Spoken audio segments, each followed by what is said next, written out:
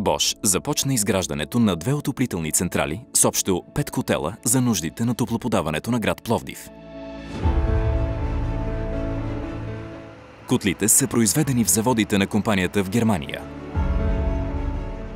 На територията на EVN отоплителна централа Юг пристигат 2 от най-големите и най-мощни водогрейни котли на Bosch.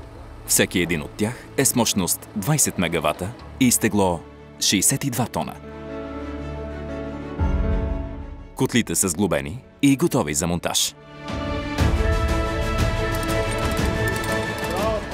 Сложната организация по транспортирането и разтоварването е изпълнена успешно.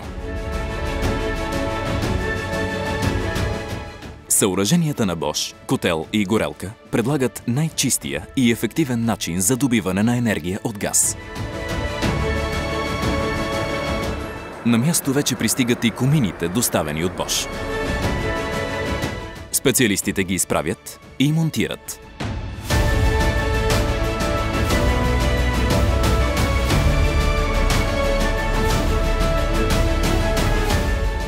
Произведената топлоенергия ще достига до жителите на Пловдив в най-студените зимни дни. Работата продължава.